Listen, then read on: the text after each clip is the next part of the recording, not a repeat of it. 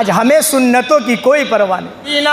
سرکار دو عالم جناب مدنی کریم صلی اللہ علیہ وسلم کا فرمان ہے، ترکت فیکم الثقلین، اے میرے امتیو تمہارے لیے دو بھاری چیزوں کو چھوڑ کر کے جا رہا،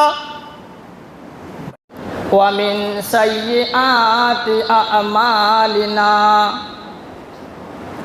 مَن يَهْدِهِ اللَّهُ فَلَا مُضِلَّ لَهُ وَمَن يُضْلِلْهُ فَلَا هَادِيَ لَهُ وَنَشْهَدُ أَن لَّا إِلَٰهَ إِلَّا اللَّهُ وَنَشْهَدُ أَنَّ سَيِّدَنَا وشفيعنا وحبيبنا ومولانا محمدا عبده ورسوله الذي أرسل بالحق بشيرا ونذيرا وداعيا إلى الله بإذنه وسراجا منيرا.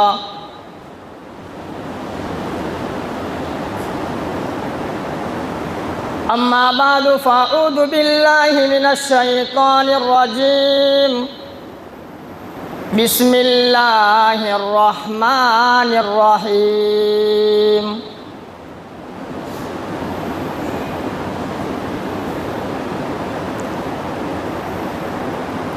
من عمل صالحا من ذکر او انثى وهو مؤمن فَلَنُحْيِيَنَّهُ حَيَاةً طَيِّبَةً. صدق اللہ العظیم وصدق رسولہ النبی الکریم ونحن علی ذلک لمن الشاہدین والشاکرین والحمد للہ رب العالمین. وقال النبی صلی اللہ تعالی علیہ وسلم، ترکت فیکم الثقلین لن تضلوا بعدی ان تمسکتم بہما، کلام اللہ و سنتی او کما قال علیہم الصلاۃ والسلام.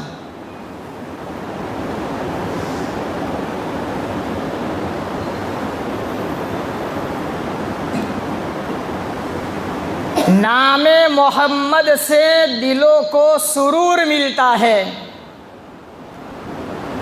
نام محمد سے دلوں کو سرور ملتا ہے، نگاہ فکر کو تازہ شعور ملتا ہے.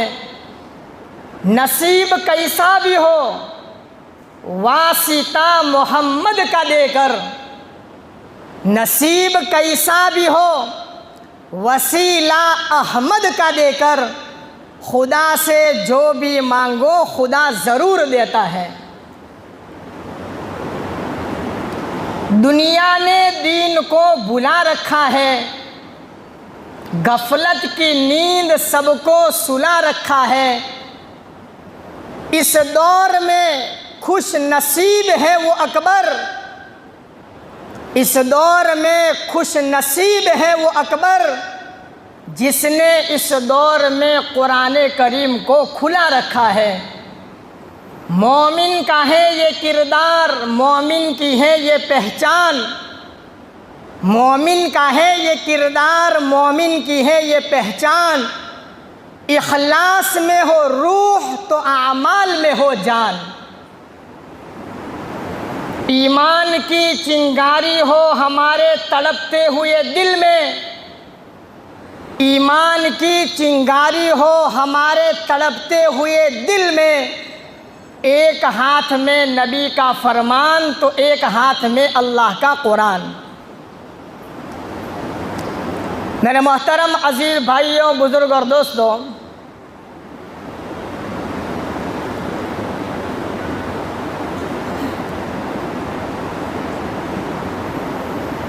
اللہ رب العزت کا بے انتہا کرم، فضل اور احسان کہ اللہ تعالیٰ نے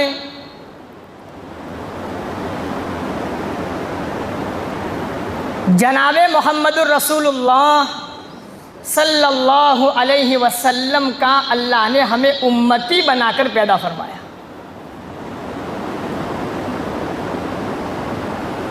اس نعمت پر جتنا اللہ کا شکر ادا کریں اتنا کم۔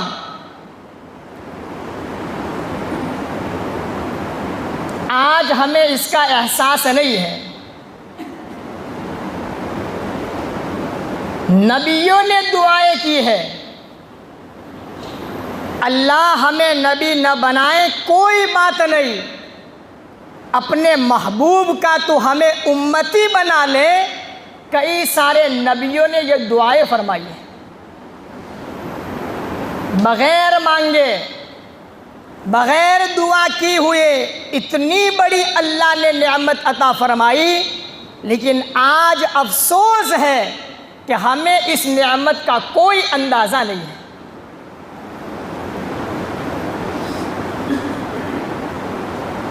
جو سارے نبیوں کا امام اللہ پاک نے ہمیں عطا فرمایا، اور اس نبی کے صدقے میں ساری کتابوں سے افضل کتاب قرآن کریم کی نعمت سے اللہ نے اس نبی کے صدقے میں ہمیں مالا مال فرمایا۔ امت میں دیکھو، ساری امتوں میں بہترین امت جو اخیر میں آئی ہے، سب سے پہلے جنت میں جانے والی، یہ نعمت اس کالی کملی والے کے صدقے میں اللہ نے مجھے اور آپ کو عطا فرمائی ہے۔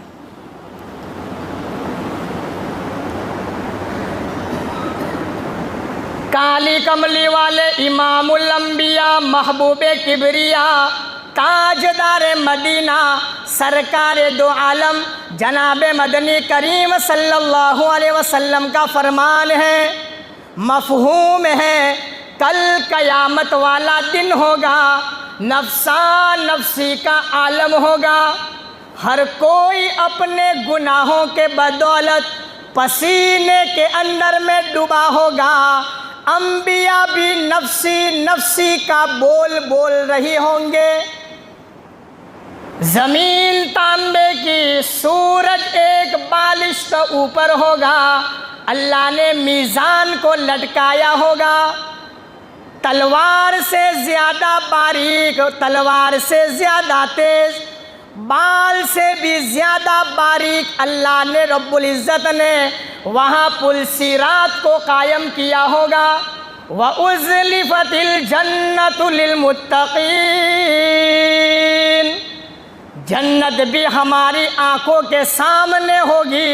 وَبُرِّزَتِ الْجَحِيمُ لِلْغَاوِينَ، اللہ نے قرآن میں فرمایا جہنم بھی تمہاری آنکھوں کے سامنے ہوگی، نفسا نفسی کا عالم ہوگا۔ او میرے امتیو، اللہ رب العزت نے تمہیں مقام دیا، اللہ پاک جنت جہنم کا فیصلہ کرے گا۔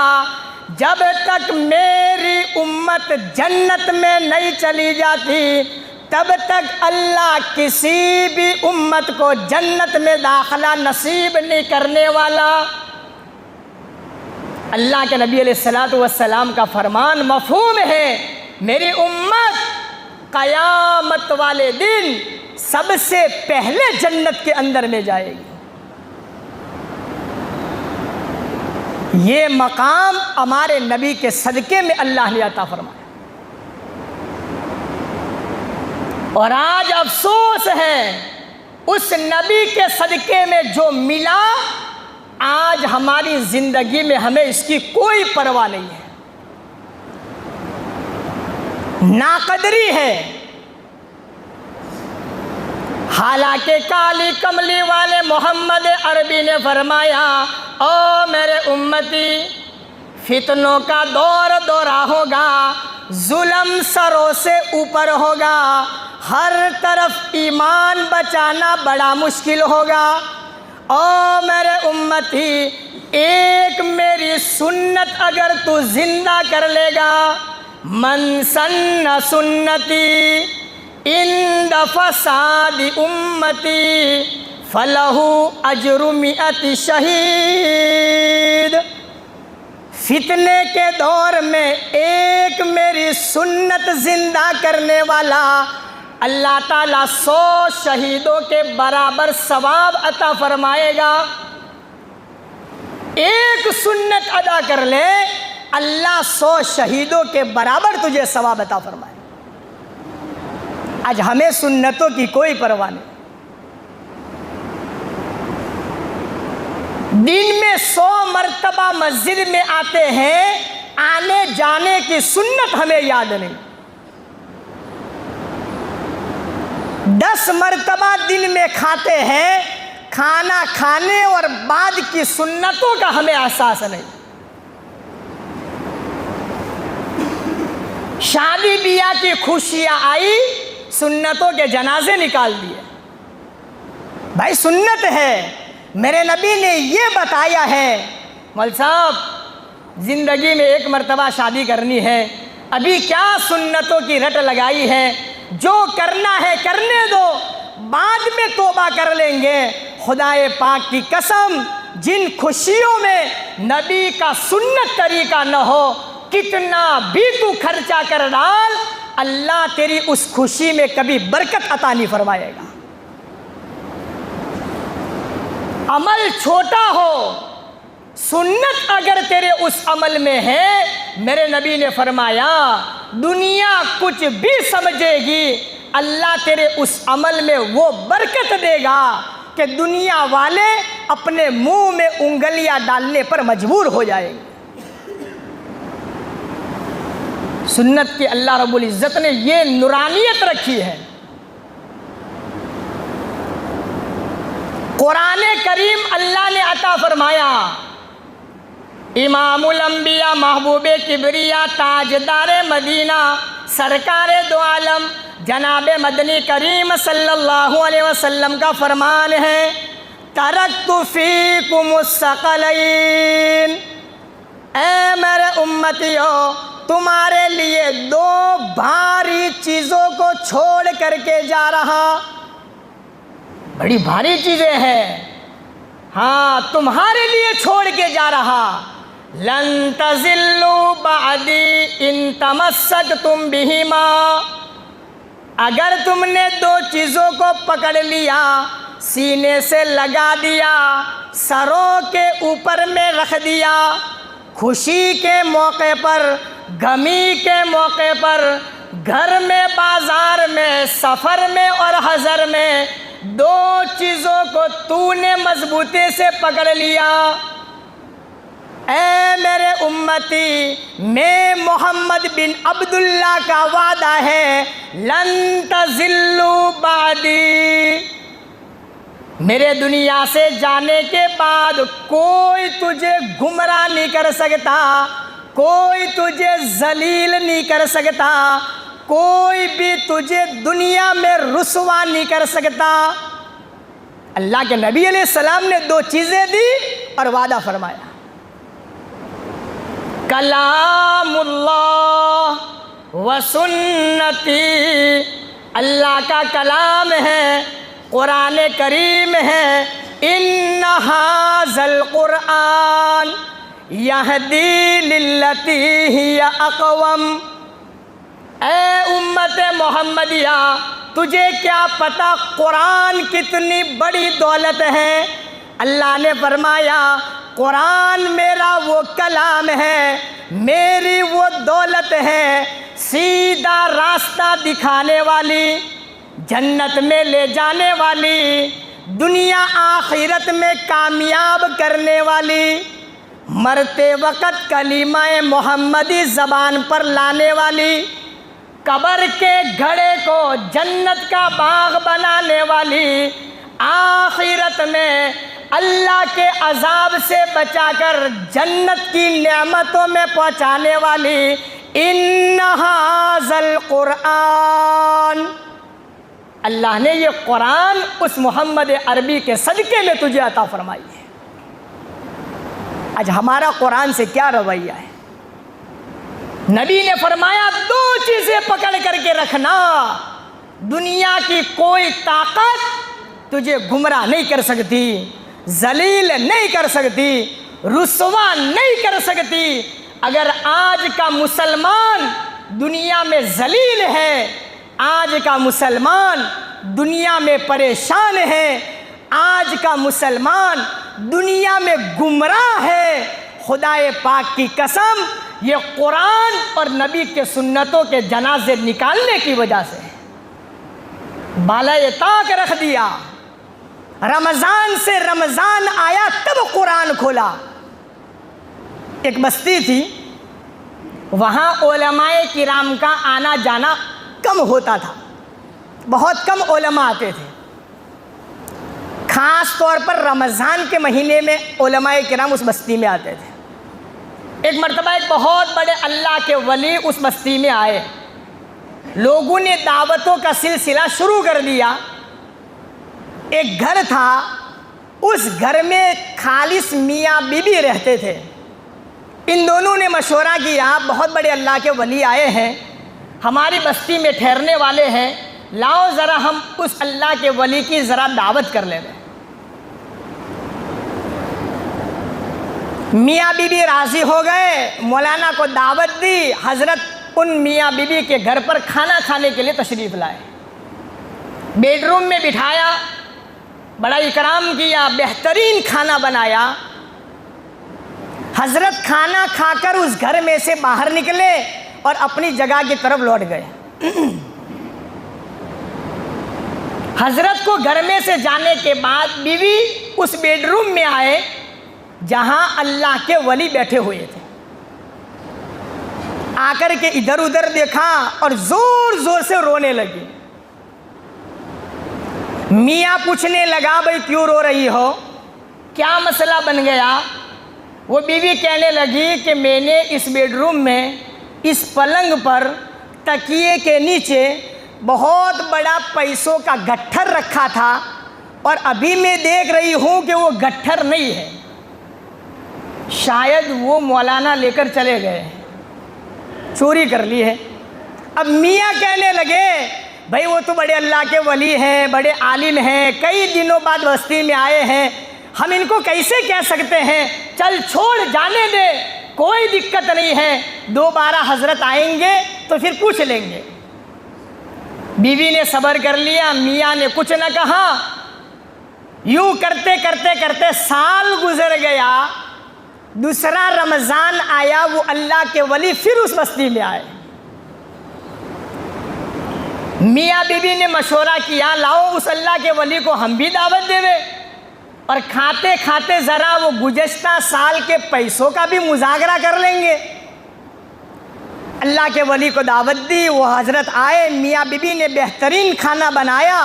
کھانا کھاتے کھاتے وہ میاں نے اس اللہ کے ولی سے کہہ دیا، حضرت گزشتہ سال آپ میرے گھر آئے تھے، دعوت کھا کے گئے، گستاخی میری معاف کرنا، میں آپ کو کہنا نہیں چاہتا، میں آپ پہ الزام نہیں لگاتا، میں آپ پہ تہمت نہیں لگاتا، لیکن ذرا ایک بات میں آپ سے پوچھنا چاہتا ہوں، جس بیڈ پر آپ بیٹھے تھے وہاں پر میرے پیسے رکھے ہوئے تھے، ہمیں ایسا اندازہ ہے کہ شاید آپ نے ہی وہ پیسے اٹھائے ہیں، کیونکہ آپ کے جانے کے بعد اس کمرے میں دوسرا کوئی آدمی نہیں آیا تھا۔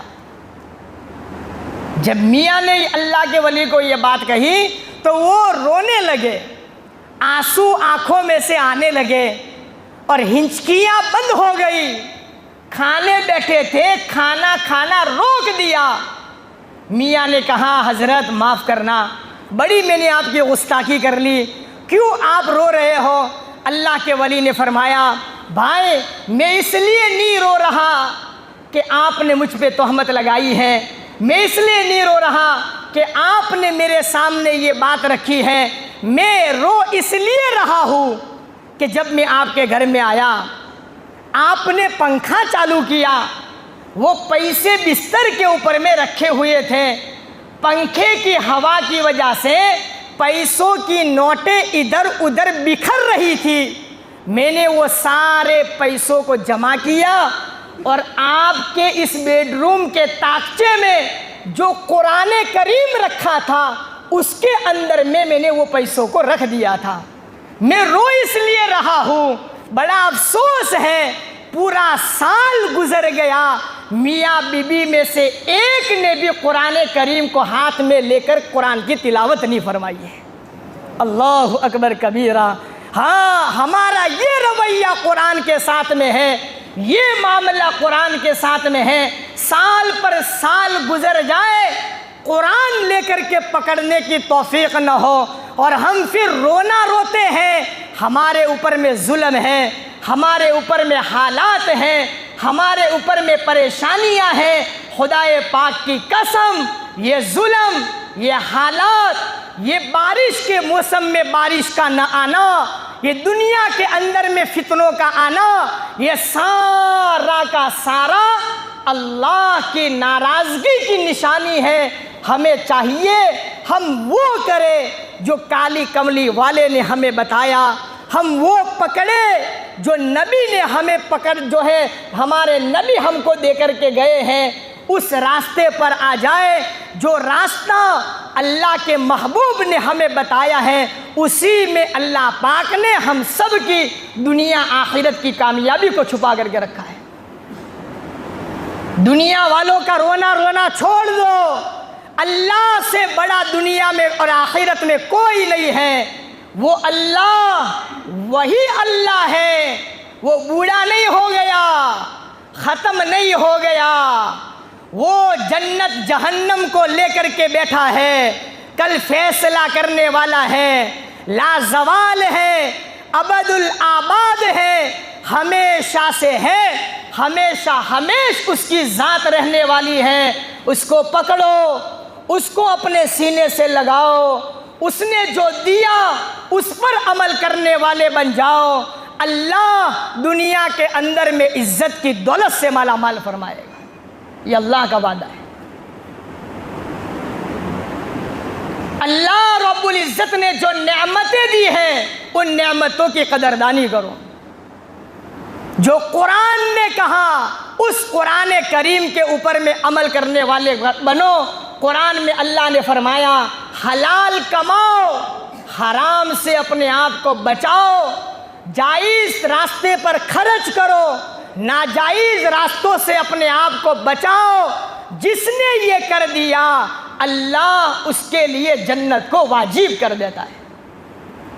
حدیث میں بخاری شریف کی روایت ہے, حلال کھانے والا, جائز راستے پر جو ہے خرچ کرنے والا, وجبت علیہ الجنہ, اللہ ایسے ایمان والے کے لیے جنت کو واجب کر دیتا ہے. ہمارے دعائیں قبول نہیں, حالات پہ حالات ہیں. بارش کے موسم میں بارش نہیں ہے, ظلم و ستم کا دور دورہ ہے, ایمان بچانا بڑا مشکل ہے. آج سے 1450-1500 سال پہلے کالی کملی والے تاجدار مدینہ سرکار دو عالم صلی اللہ علیہ وسلم نے فرمایا تھا. ایک حدیث ہے جو آج اس زمانے کے اندر میں پوری ہوتی ہوئی نظر میں آ رہی ہے. ذرا آپ لوگ بھی دھیان سے سنیے گا, برابر ہے یا کوئی آگے پیچھے ہے. حضرت ثوبان رضی اللہ تعالیٰ عنہ کی روایت ہے, اللہ کے نبی علیہ الصلوۃ والسلام نے ایک مرتبہ صحابہ کرام سے فرمایا, اے میرے پیارے صحابہ, ایک دور آنے والا ہے کہ مسلمانوں پر بڑے سنگین حالات ہوں گے اور مسلمانوں پر دشمن چاروں طرف سے ٹوٹ پڑیں گے, جیسے بھوکا انسان دسترخوان کے اوپر میں ٹوٹ پڑتا ہے. روایت سنا رہا ہوں, مفہوم ہے. صحابہ کرام نے فرمایا, یا رسول اللہ صلی اللہ علیہ وسلم, کیا اس زمانے میں مسلمان تھوڑے ہوں گے؟ آقا صلی اللہ علیہ وسلم نے فرمایا تھا کہ نہیں, کثیر و اکثر کثیرہ, بہت زیادہ ہوں گے. 58 ملک ہیں, مسلمانوں کی تعداد ہے, پھر بھی ایسا رویہ, ایسے حالات. اللہ کے نبی علیہ السلام نے فرمایا اس زمانے میں تمہاری کوئی حیثیت نہیں ہوگی. تمہارا ڈر دشمنوں کے دلوں سے نکل جائے گا. تمہاری حیثیت دریا کے اوپر میں جو جھاگ ہوتا ہے وہ جھاگ کے مانند ہو جائے گا. تمہاری حیثیت ایسی ہوگی جیسے تنکے پانی بہا کر کے لے جاتا ہے، ایسی تمہاری حیثیت ہوگی. اللہ کے صحابہ کرام نے فرمایا یا رسول اللہ اس کی وجہ کیا ہے کہ ہمارا ڈر بھی نہیں ہوگا؟ اس وجہ سے کہ تمہارے دلوں میں وہن ہوگا. وہن. صحابہ نے فرمایا یا رسول اللہ وہن ما وہن، وہن کیا چیز ہے؟ آقا صلی اللہ علیہ وسلم نے فرمایا کہ 2 چیزیں ہیں، حب الدنیا و کراہیت الموت. اس وقت اس زمانے میں دنیا کی محبت اور موت کا ڈر ایمان والے کے دل میں سب سے زیادہ ہوگا. جب ایسا ہو جائے گا تو پھر یہ حالات کا سامنا مسلمانوں کو کرنا پڑے گا. اب دنیا کی محبت کس کے دل میں نہیں ہے؟ موت کا ڈر کوئی جانا نہیں چاہتا. حالانکہ اللہ پاک نے ایمان کا پاور دیا، قرآن کی اللہ نے طاقت دی، یہ سب کچھ اسی لیے آقا نے فرمایا تھا میرے دنیا سے جانے کے بعد کیسے بھی حالات آئے 2 چیزوں کو مضبوطی سے پکڑ کر کے رکھنا، اللہ کا کلام اور میرا سنت طریقہ. کوئی تمہیں گمراہ نہیں کر سکتا، کوئی ذلیل نہیں کر سکتا، کوئی تمہیں رسوا نہیں کر سکتا. شرط یہ ہے قرآن پہ عمل کرو اور نبی کے سنت طریقے والی زندگی گزارو. اسی میں کامیابی ہے.